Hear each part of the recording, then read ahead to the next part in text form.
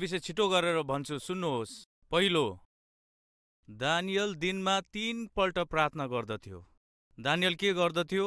बाबिलोन देशमा एउटा उच्च अधिकारीको रूपमा काम गर्दथ्यो। तपाईहरुमध्ये कतिजनाले काम गर्नुहुन्छ? हात देखाउनुहोस्। काम गर्नेहरूले हात देखाउनुहोस्। त्यसो भए तपाईहरुले ध्यान दिनुहोस्।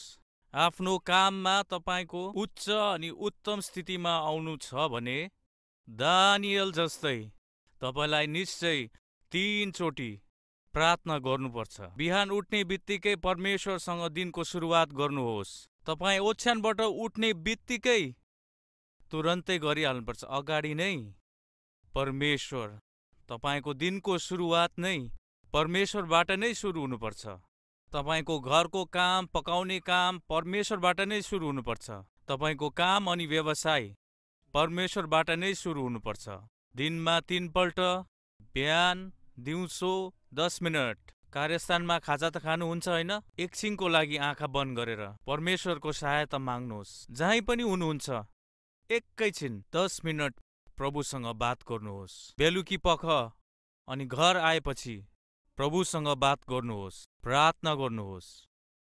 काम गर्नेहरू निश्चय नै यसको पालन गर्नुहोस्। दानियल काम गर्दै पनि, एउटा अधिकारी भए तापनि दिनमा 3 पल्ट प्रार्थना गर्ने गर्दथ्यो।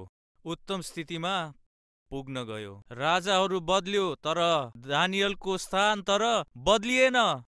तपाईको चारैपट्टि रहने उच्च अधिकारीहरू बदलिन्छन् तर तपाईको कामको लागि कुनै प्रकारको सङ्कट रहने छैन। कहिले तपाई परमेश्वरलाई आधार बनाएर जिउने हुनुहुन्छ तब। फेरि सेवकहरू हाम्रो विषयमा चाहिँ के छ?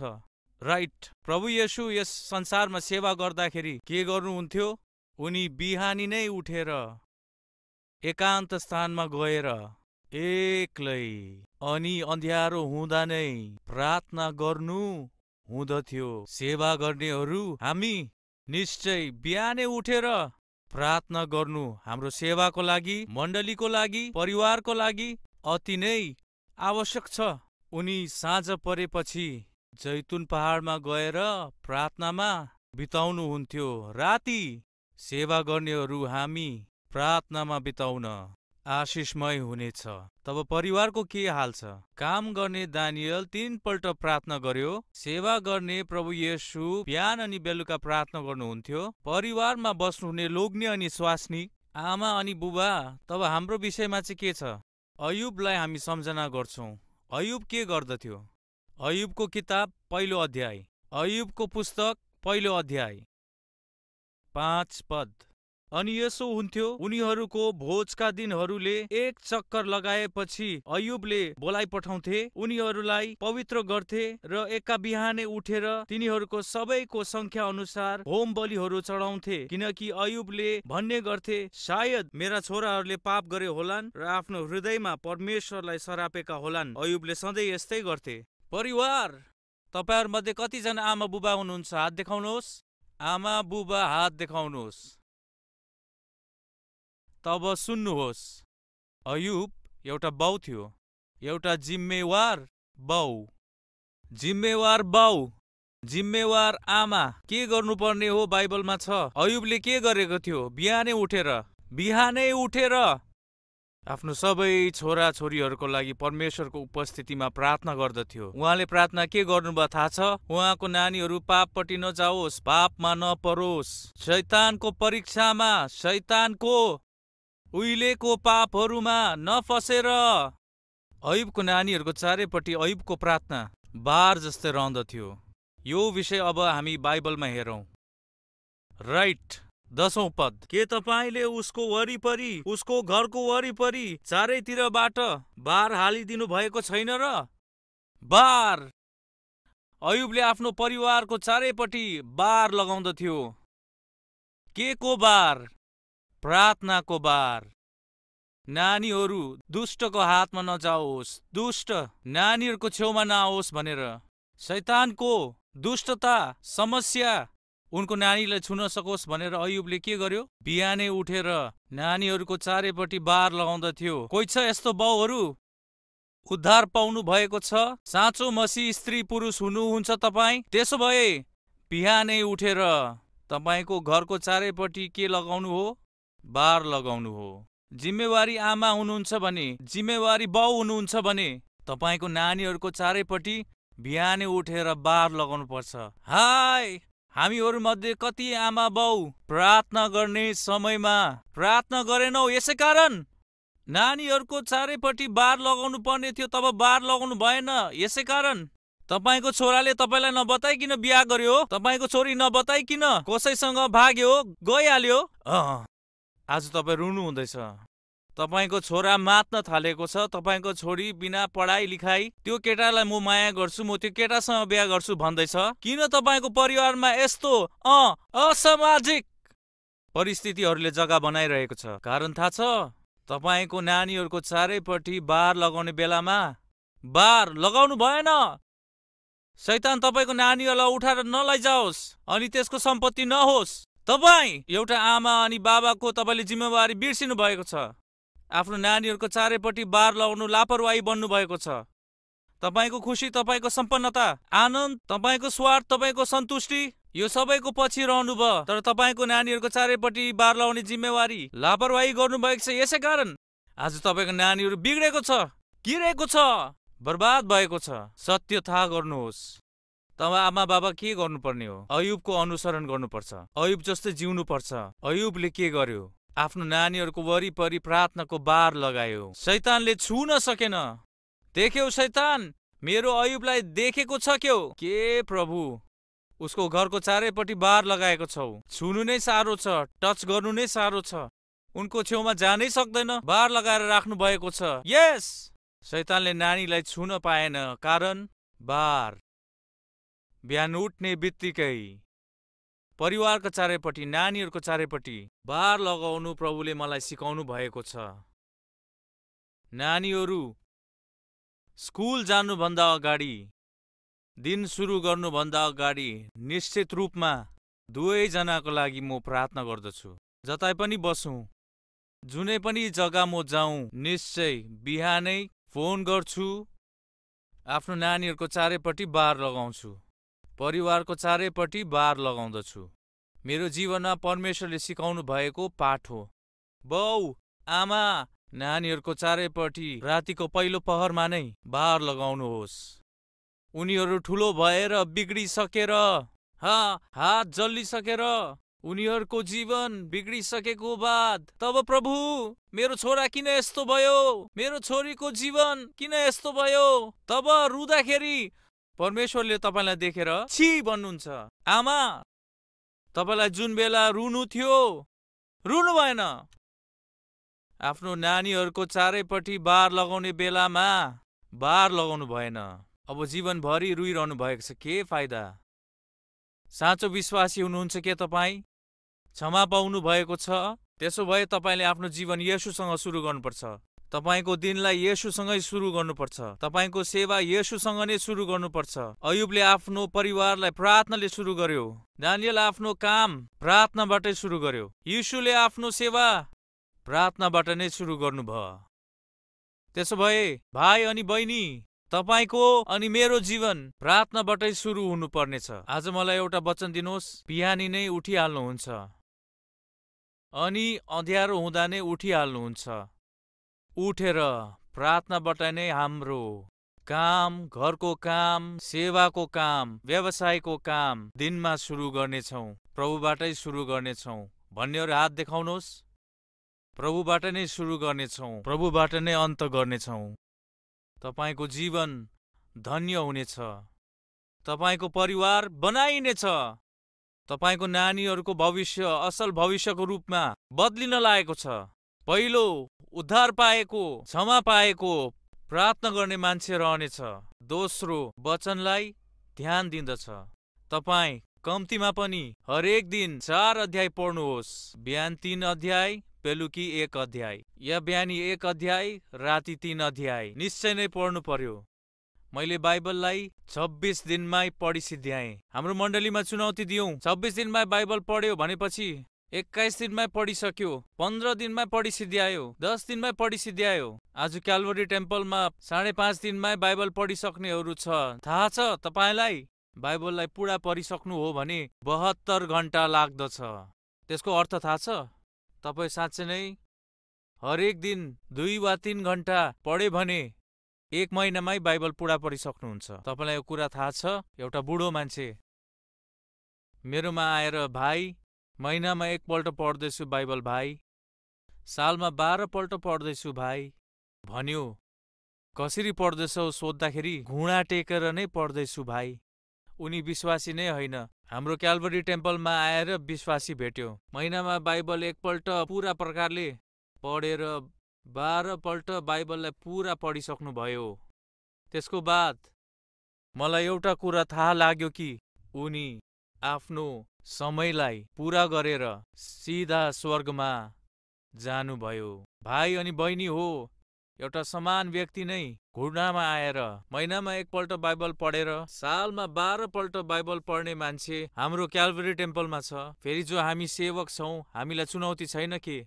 1 पल्ट सोच्नुहोस्। दाउदले भन्यो के म पाप नगरौँ भनेर तपाईँको वचन मेरो हृदयमा राखिरहेको छु। तपाईँमध्ये कतिजना शैतान मेरो परीक्षा गरिरहेको छ, तर प्रत्येक पल्ट म परीक्षामा गिरिरहेको छु भन्नेहरू केही नसोची 1 पल्ट हात देखाउनुहोस्।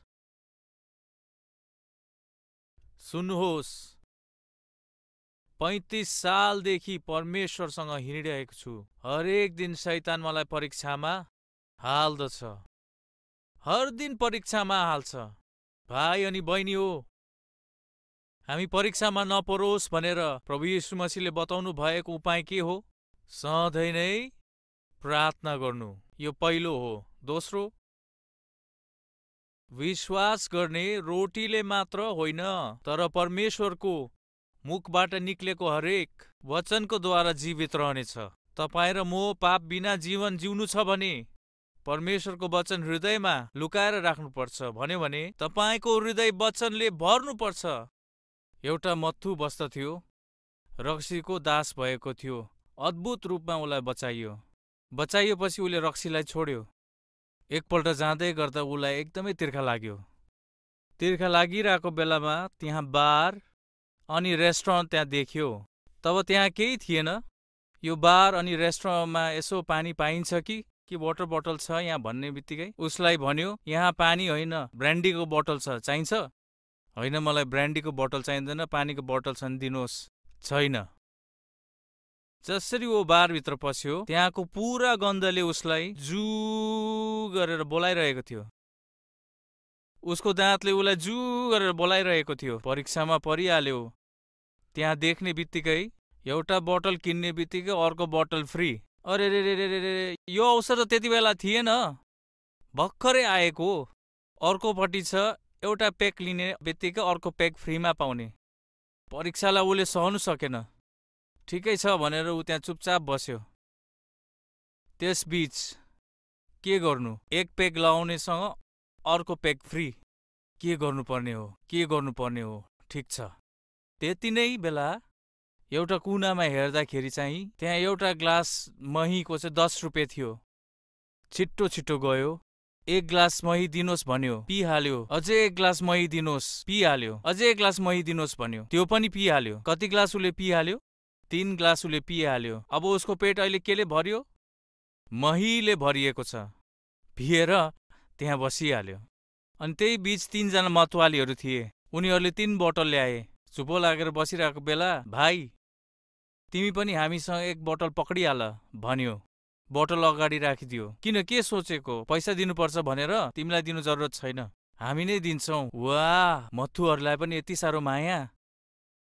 उनीहरूको बोली त हो, पैसा नहुँदा पनि बुढीको पोते बेचेर पनि छेउको मान्छेलाई रक्सी खुवाउँछ। तिम्रोमा पैसा छैन भने कोही बात छैन, म दिन्छु नि ब्रदर, पिउनुहोस्। त्यो मान्छेलाई पिउनुहोस्, फ्रीमा पिउनुहोस् भन्दाखेरि पनि उसले बोतल पनि छुएन, पेक पनि खानु सकेन। कारण जान्नुहुँदछ? तबसम्म उसको पुरा पेट भरिसकेको थियो। दाउदले भन्यो, तपाईँको वचनको द्वारा पाप नगरौँ भनेर मैले तपाईँको वचनलाई आफ्नो हृदयमा राखिराखेको छु। जब हामी वचन पढ्छौँ, मनन गर्छौँ, वचनले आफ्नो हृदयलाई भर्छौँ। एउटा ग्लास भरि चिनी छ, त्यो ग्लासमा पुरै चिनी भरेको छ भने कसैले त्यसमा नुन हाल्यो भने त्यो ग्लासभित्र नुन जान्छ के? बहिनीहरू बताउनुहोस्, जान्छ? तपाईँ नुन हाल्नुहोस्, त्यो नुन बाहिर जान्छ, बाहिर, तर भित्र हुँदैन। कारण के हो? त्यो समय त्यो ग्लास चिनीले भरिएको हुन्छ। एउटा ग्लास चिनीले भरिएको छ भने त्यसमा नुन पस्न सक्दैन। तपाईको हृदय वचनले भरिरहेको हुनाले पाप तपाईको हृदयमा पस्नै सक्दैन। तब मात्र तपाईँ पवित्रता साथ जिउन सक्नुहुन्छ। पहिलो, क्षमा गरिएको व्यक्ति। दोस्रो, प्रार्थना गर्ने। तेस्रो, वचनलाई मनन गर्ने। यो प्रार्थना वचन, यो दुई पखेटा तपाईलाई यदि यो छ भने जमिनमा तपाईँ जीवन जिउनै हुँदैन, सस्तो जीवन जिउनु नै हुँदैन। तब कसरी जिउनुहुन्छ? पवित्रता साथ जिउनुहुन्छ। साँचो अनि ठिक विश्वासीको जीवनको लक्षणमा चौथो के हो? पवित्रताको जीवन। यो पवित्र जीवन तपाईबाट सम्भव हुनु छ भने प्रार्थना वचन तपाईको साथ रहनु छ, तपाईको सँग रहनु छ। सोध्दछु, कतिजना दाजु बहिनी धैर्यसँग भन्न सक्नुहुन्छ, म अपवित्र थोकहरूलाई जग्गा दिएको छुइनँ। मेरो आँखामा पवित्रता, मेरो सोचाइमा पवित्रता, मेरो शरीरमा पवित्रता। जो अपवित्र छ त्यसमध्ये कसैलाई पनि मेरो छेउछाउ आउनै दिँदिन। कतिजनाले भन्न सक्नुहुन्छ? को साँचो विश्वासी हो? जो क्षमा गरिएको छ, प्रार्थना गर्ने, वचनलाई मनन गर्ने, पवित्रता साथ जिउनेहरू। सोध्दछु, हामी मध्ये कतिजना पवित्रताले जिरहेको छ? कहाँ ब्रदर? सानो पापको लागि पनि चुकिरहेको छु, सानो परीक्षामा पनि चुकिरहेको छु, पापमय काममा चुकिरहेको छु। तब पापमय काममा चुक्नुहुने तपाईँ कसरी पवित्र हुनुहुन्छ? कसरी परमेश्वरको सन्तान हुनुहुन्छ, विश्वासी हुनुहुन्छ? त्यस दिन Daniel, Shadrach, Meshach, Abednego Babylon देशमा जब लगियो, त्यो अपवित्र भोजनलाई देखेर उनीहरूले ठानी लियो, उनीहरूले निर्णय लियो। के हो त्यो निर्णय? यो अशुद्ध भोजन चाहिँ हाम्रो शरीरहरूलाई अपवित्र गर्नु हुँदैन भनेर आफ्नो मनमा निर्णय लिइहाले। दानियल, शद्रक, मेशक, अबेदनगो एउटा निर्णय लियो के हाम्रो शरीरलाई अपवित्र गर्दैनौ। कोही छ यहाँ? हाम्रो शरीरलाई, हाम्रो आँखालाई, हाम्रो विचारहरूलाई, हाम्रो शरीरलाई अपवित्र गर्दैनौ। यस्तो निर्णय लिने कोही छ के? त्यस दिन युसुफ कहाँ पोतिफरको स्वास्नी आएर, आऊ, तिमी र म एक्लै छौं, हेर्ने कोही छैन, पाप गरौं, आऊ। त्यस दिन युसुफले के भन्यो थाहा छ? म यस्तो ठुलो दुष्टाइ गरेर परमेश्वरको अपराधी किन बनू? किन चाहिँ पवित्र जीवनलाई जिउनको लागि निर्णय लिएको छु। कति बुढाहरूले भन्न सक्छ, मेरो स्वास्नी बाहेक अरू स्त्रीलाई छुको छुइन भनेर? कति स्वास्नीहरूले भन्न सक्छ, मेरो श्रीमान बाहेक अर्को पुरुषसँग सम्बन्ध छैन भनेर? कति भाइ अनि बहिनी जवानीमा धैर्य साथ भन्न सक्छ, मैले कुनै केटी माथि हात लगाएको छुइनँ, कुनै केटालाई मेरो शरीरमा हात लगाउन अनुमति दिएको छुइनँ। म पवित्रता साथ जिरहेको छु, पवित्रता साथ बसिरहेको छु। को साँचो विश्वासी हो? पवित्रता साथ जिउनेहरू। अन्तमा साँचो विश्वासीमा देखाइने अन्तिम लक्षण, गवाई दिने, गवाईको रूपमा जिउनेहरू। राइट, गरासिनको देशमा सेना नामको दुष्ट आत्माले पक्रिएको, आफू आफैलाई घायल गर्दै गरेको, कसैको पनि बात नसुनेर मनमर्जी जिरहेको थियो। यस्तो जिउनेको लागि यीशु जानुभयो, उसलाई अद्भुत रूपमा दर्शन दियो। कसैले उसलाई पनि बदलिनु सकेन। यीशु त्यो गेरासिन देशमा सेना दुष्ट आत्मा ग्रसित व्यक्तिलाई डाँट्दाखेरि त्यो दुष्ट आत्माहरू निक्लियो। जब दुष्ट आत्माहरू गयो, त्यो दुष्ट आत्माहरू गयो, उसले छुटकारा पायो। छुटकारा पाएर, चङ्गाई पाएर येशू मसीहको खुट्टाको छेउमा बसिरहेको थियो। उद्धार पाएकोले के गर्दछ? येशूको खुट्टाको छेउमा बस्दछ। छुटकारा पाएको दुष्ट आत्माले ग्रसितले के गर्यो? येशूको कुरा सुन्यो, सुन्नेछ। छुटकारा पाउनेले के गर्दछ? असल प्रकारले लुगा लगाएर हेर्नेछौँ त्यो वचनलाई। आउनुहोस् हेर्नेछौँ। मर्कुसको सुसमाचार 5औं अध्याय 15 पद। अनि तिनीहरू येशू कहाँ आए र त्यस दुष्ट आत्मा लागेको मान्छेलाई, जससँग एउटा सेनानी थियो, बसिरहेको लुगा पहिरहेको र ठिक होसमा भएको देखे अनि डराए। पहिलो ऊ लुगा लगाइरहेको थियो भनेपछि यसको अगाडि लुगा लगाउँदैन थियो, ठिकसँग लुगा लगाउँदैन थियो, पुरा शरीर नै देख्दथ्यो। यो शैतानको स्वभाव हो। बहिनी हो, तपाईहरू आफ्नो लुगा असल प्रकारले लगाउनुहोस्। मण्डलीमा जाँदाखेरि असल लुगा लगाएर जानुहोस्। काममा जाँदाखेरि सुन्दर लुगा लगाएर जानुहोस्। भाइहरू हो, ठिक प्रकारले लुगाहरू लगाउनुहोस्। दुष्ट आत्माले पक्रिएको असल लुगा लगाउँदैन थियो। दुष्ट आत्माद्वारा चलाइने असल लुगा लगाउँदैन। यी दिनहरूमा लुगा लगाई दिन ब दिन बिग्रिँदै जाँदैछ। ती दिनहरूमा शरीर जति कम्ती देखिन्दथ्यो, उति नै ऊ संस्कारी हो भनेर हामी बुझ्दथ्यौं। अहिले त शरीरमा जति कम्ती वस्त्र देखाइँदाखेरि त्यसलाई दामी सोच्दछौं। दिनहरू बदलेको छैन, बिग्रेको छ। बाइबलले बताउँदछ दिन नराम्रो छ। यो बिग्रेको समाजमा, मसीही समाज, हामी घुलमिल्नुको लागि, बिग्रिनको लागि अनुमति छैन। हरेक विश्वासी भाइ, हरेक विश्वासी बहिनी असल लुगाहरू लगाउनु छ। छर्लङ्गै देख्ने लुगाहरू, छोटो लुगा लगाउन, शरीर देख्ने लुगाहरू लगाउन, या भाइ हो फाटेको लुगाहरू लगाउन। तपाईँ सपिङ मलमा गएर तपाईँ ब्रान्डेड लुगाहरू हेर्नुहोस्, यहाँ फाटेको हुँदछ, यहाँ फाटेको हुँदछ, घुँडाको छेउमा फाटेको हुन्छ, सबै फाटेको हुन्छ। किन? जसरी पनि यिनीहरूले फटाइहाल्छ। फाटेको लुगा चरित्रहीनहरूले लगाउँदछ। तपाईँ सबै याद राख्नुहोस्, हामी चरित्रहीनहरू होइनौं, परमेश्वरको सन्तानहरू हौं, धन्य लोकहरू हौं। यसै कारण असल लुगा लगाउनु छ। त्यो चङ्गाई पाएर राम्रो लुगा लगाएर कहाँ बसेको छ? त्यसको अगाडि ऊ चिहानमा बस्दथ्यो। अब येशूको खुट्टा छेउमा बसिरहेको छ, येशूको कुराहरू सुनिरहेको छ। कति बदलाव आएको छ। जब येशू गइरहनु भएको थियो, प्रभु म पनि तपाईसँग आउन चाहन्छु, तब येशूले भन्यो, पर्ख, तिमी आफ्नो घर गएर परमेश्वरले जे तिम्रो लागि गरेको छ उसलाई गवाईको रूपमा बताऊ। जब उसलाई गवाईको लागि भनियो, डेकापोलिस मतलब 10 सहरमा गएर, म एक समय सेनाको दुष्ट आत्माले चिहानमा आफैलाई घायल गर्दै कराउँदै म घुम्दथे।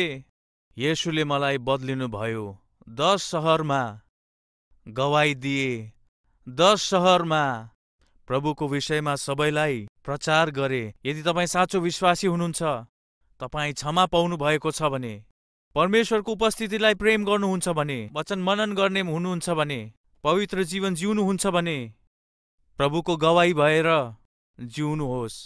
यो 5 लक्षण तपाईँको भित्र छ के? येशूलाई तपाईँको आफ्नो काममा देखाउनु हुँदैछ र? येशूको प्रेम, येशूको क्षमादानलाई तपाईँको जीवनमा, तपाईँको व्यक्तित्वमा अरूले देखिरहेको छ के? कोही पनि कहिले पनि तपाईँको भित्र येशूलाई देखिरहेको छ के? यदि तपाईँले येशूलाई देखाउनु भएको छैन भने तपाईँ साँचो विश्वासी हुनुहुन्न। आज प्रभुबाट माग्नेछौँ, प्रभु विश्वासी भनेर भनिरहेको छु, तर मेरोमा येशूको ठिक लक्षण अलिकति पनि छैन प्रभु। तर आजदेखि म साँचो विश्वासीको रूपमा जिउनेछु। आजदेखि नै तपाईँको सन्तानको रूपमा जिउनेछु। मेरो जीवनभरि नै एउटा असल साँचो विश्वासीको रूपमा जिउनेछु भन्नेहरू कोही छ भने मसँग प्रार्थना गर्न सक्नुहुन्छ? Let us pray. हामी प्रार्थना गर्नेछौँ, सबैजना शिर झुकाउनेछौँ।